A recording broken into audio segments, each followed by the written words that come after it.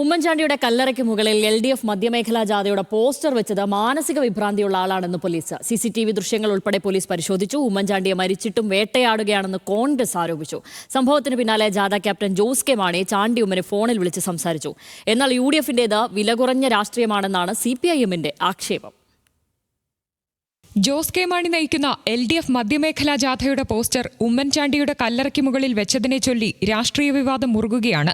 സംഭവത്തിന് പിന്നിൽ LDF ആണെന്ന് ആരോപിച്ച് കോട്ടയം DCC പ്രസിഡന്റ് നാട്ടകം സുരേഷ് രംഗത്തെത്തിയതാണ് വിവാദങ്ങളുടെ തുടക്കം. ജോസ് കെ മാണിയും LDFും ഖേദം പ്രകടിപ്പിക്കണമെന്ന് കോൺഗ്രസ് ആവശ്യപ്പെട്ടു. ചെയ്തത് മര്യാദകേടെന്നും മരിച്ചിട്ടും എന്തിനാണ് ഉമ്മൻചാണ്ടിയെ വേട്ടയാടുന്നതെന്നും തിരുവഞ്ചൂർ രാധാകൃഷ്ണൻ ചോദിച്ചു.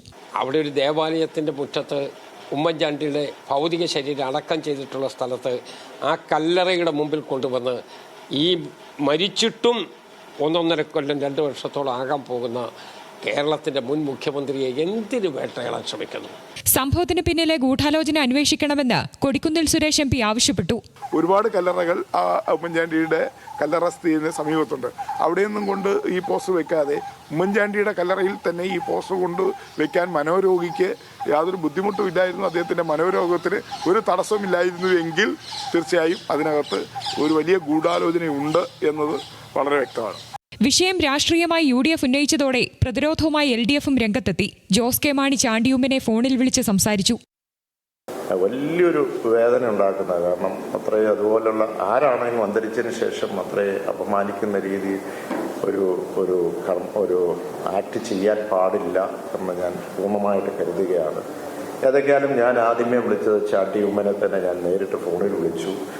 സംഭവം രാഷ്ട്രീയ വിവാദമാക്കാൻ UDF ബോധപൂർവം ശ്രമിച്ചുവെന്ന് CPIM ജില്ലാ നേതൃത്വം ആരോപിച്ചു. അഖിലെന്ന് പറയുന്നയാൾ പുതുപ്പള്ളിയിലുള്ള ആളാണ്. കോൺഗ്രസ് ഞങ്ങൾ വെല്ലുവിളിക്കുന്നു. തിരുവഞ്ചൂർ രാധാകൃഷ്ണനെയും DCC പ്രസിഡന്റിനെയും കോൺഗ്രസ് നേതാക്കന്മാരെയും വെല്ലുവിളിക്കുന്നു. അഖിൽ ആരാണ്? അഖിലും CPIMുമായിട്ടുള്ള ബന്ധം എന്താണ്? ഞങ്ങൾ എന്തിനാണ് ഈ പോസ്റ്റർ ഒരു ബഹുമാനപ്പെട്ട ഉമ്മൻചാണ്ടിയുടെ ശവക്കല്ലറയിൽ കൊണ്ടുവെക്കുന്നത്? എന്ത് നേട്ടം ഞങ്ങൾക്കുണ്ടാവും?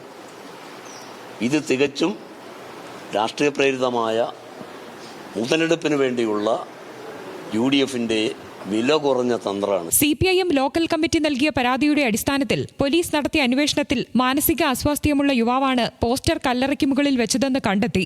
സംഭവത്തിൽ രാഷ്ട്രീയ ഗൂഢാലോചനയില്ലെന്നാണ് പോലീസിന്റെ കണ്ടെത്തൽ. സമൂഹ മാധ്യമങ്ങളിലും കല്ലറയ്ക്ക് മുന്നിലെ പോസ്റ്റർ സജീവ ചർച്ചയാണ്. ന്യൂസ് മലയാളം, കോട്ടയം.